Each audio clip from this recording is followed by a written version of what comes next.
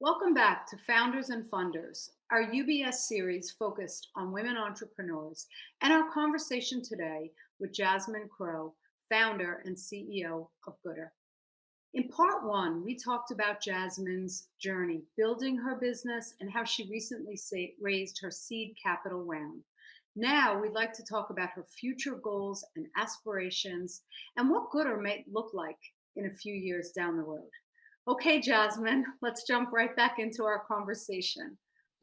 So, what are the main next steps for you and Gooder? How do you think about the short term, your goals, and what are you doing to actualize those near term goals? Thanks so much, Jillian. I think the very next step for us is growing our team. We are at a place now where we have almost a bottleneck, so much opportunity, but a very lean team. And so when I think of immediate steps right now, we're hiring for 5 roles.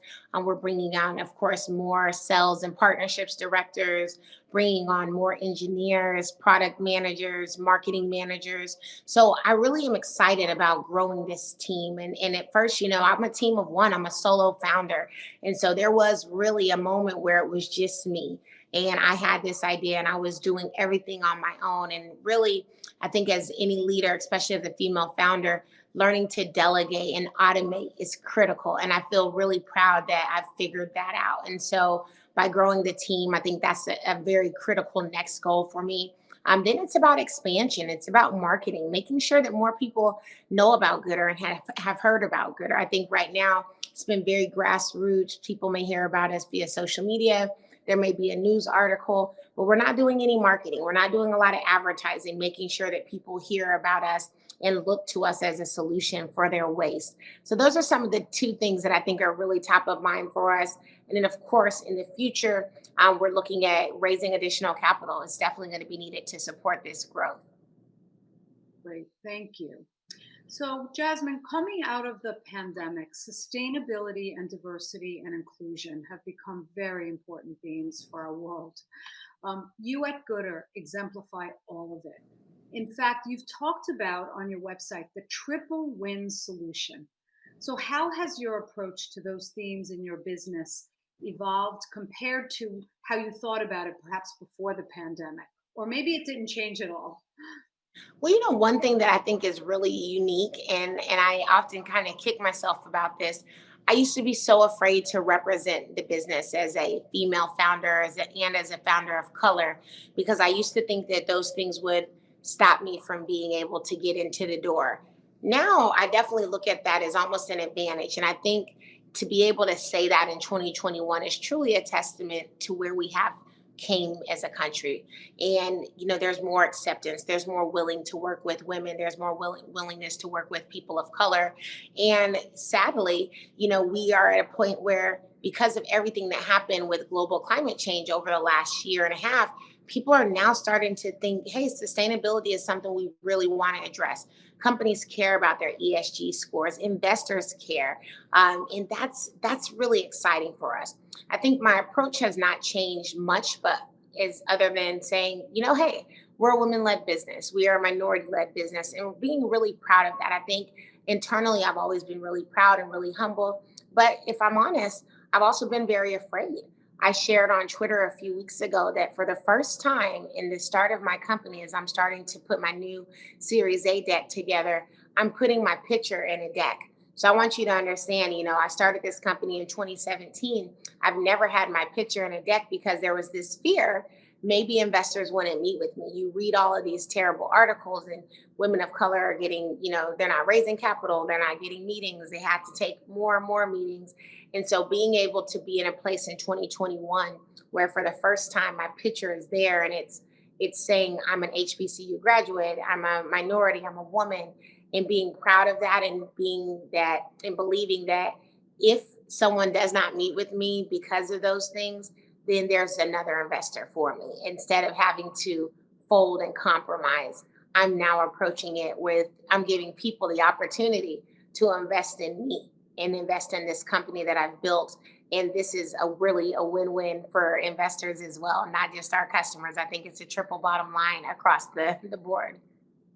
Yeah, and Jasmine, the more female founders like you who have that courage or that boldness to be out there, it will change and it will tip the scales in our favor. So thank you for Thank doing you. that. So another area around sort of sustainability and focus has been companies need to be authentic, to be transparent with all the stakeholders, your customers, your employees, your investors. So, what advice would you have for other entrepreneurs on how they can act with intention, with authenticity, on enhancing their businesses' focus on sustainability and diversity? I really love that. And I think that's a great question. I came to this business after, doing the work authentically and organically for many, many years. And so I've carried that over. And one of the things I always tell my team is why I started this. I always go back to the why. I always go back to the origin of Goodr. And so we have sessions here called Culture Talks. And once a month, we get together and we talk about our story. What do we want our culture to be? What do we want to be known for? And so we make authentic efforts to be true to ourselves and be true to our mission, which is to feed more and waste less. So my advice to other entrepreneurs and other founders and businesses that are looking at how can they address sustainability, how can they address diversity and inclusion, is to do it authentically, to really look at where you're short and really work towards solving the problems. I always encourage people, I have a lot of fellow founders of mine who have no diversity on their team. They're white males and they say, Jasmine, it's so hard for me to recruit women or recruit people of color. And I always say, are you getting their feedback? Are you letting a woman or a person of color look at your job description? Are you bringing in people that, like myself, like, hey, maybe I can help you do some interviews and talk to potential candidates? And more importantly, when you have people in the room, you probably have a woman or two, even if you're very small and your diversity numbers aren't where you want them to be. You should be talking to the women in your business. You should be talking to the people of color in your business and understand what their experience is working with your company and how you can better that experience. Never just assume that things are great. I've heard so many times people will come and work for Goodr and they'll say things like, my last job was so toxic and I faced imposter syndrome and I had all these different microaggressions. And I think a lot of that happens because too often employers don't even check in to see how they are actually doing and rating themselves as employers. And I think that's really important. That's the number one thing you could do, is to be authentic and trying to succeed. You've got to get more buy-in. These are all so critical and important points. Thank you. Yes. So, lastly, I'd like to close with something that we think a lot about at UBS, and that is legacy. Legacy is such an important topic that all of our families and our clients consider every day. But for many entrepreneurs who are, it's not top of mind. We're in survival mode, we're in growth mode. Looking towards the future, Jasmine, what is the legacy you want to leave behind, and how might you be working toward that now? Oh, that's such a great question. I am a new mom, so I think about legacy all the time. And while I do not know if I'll solve hunger in my lifetime, I want my legacy to be remembered as someone who every single day really worked towards this problem and really worked towards making sure that people had more access and better opportunity to more quality food. That I built a company that people will be proud to work for many, many years to come, that will be diverse, that will have great benefits, that will pay them well from the very beginning, no matter if you're an hourly employee or a salaried employee that is on the team, that everybody has this legacy of caring. I think that's what I'd love to be remembered for, as someone who really worked to solve two of the world's biggest problems, and that's hunger and food waste. Well, I'm going to actually ask you one more question Okay. because I think it's a really important one. And that is that many of our viewers are building successful businesses. They're considering their own next chapters. How can they support women founders like you, the next generation of women, Black and Brown business owners? What, in your short closing, do we need to do? The number one thing I think people could do to support founders of color, especially Black and Brown founders, is access to capital. Anything else is just fluff. The number one thing we have to have is the capital. There was a study that came out last year that 94% of businesses led by Black women only had one employee. And the reason why is because if we don't have the capital, we don't have the means to hire other people. And so, figuring out ways to double down and bet on Black women is going to be critical. And I would encourage people that want to support Black and brown women to consider opening up their checkbooks. And now, if you're just a regular everyday person, that just means ordering every now and then from Black and brown women owned businesses.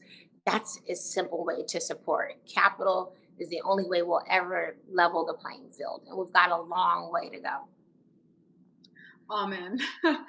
So, Jasmine, I know we've only scratched the surface, and I have truly enjoyed my time with you today. Thank you so much Likewise, for thank sharing you. your story, your insights, and all your outstanding work to combat food insecurity in this country. So, I'll turn it back over to James to give us a preview of our next program. Thanks, Jolene, and thank you, Jasmine, for joining us today for our fourth episode of Founders and Funders. It was so great hearing your positivity. I'm really excited to hear how things will turn out in your upcoming fundraise. To our audience, don't forget to check out the Founders and Funders playlist and stay tuned for our conversation next month with Ellen Marie Bennett, the founder and CEO of Headley and Bennett, who makes restaurant and kitchen supply clothes and resources. You might see them often on Top Chef. You can save the Founders and Funders playlist to get updates automatically right here on UBS's YouTube channel. And for those looking for more UBS resources on financial planning and wealth building, as well as resources to support women and business owners, we encourage you to speak with your UBS financial advisor or visit ubs.com/women and ubs.com/business services, all one word, for the latest resources and information from UBS. Thank you again for placing your trust with UBS and your financial advisor teams. Be well.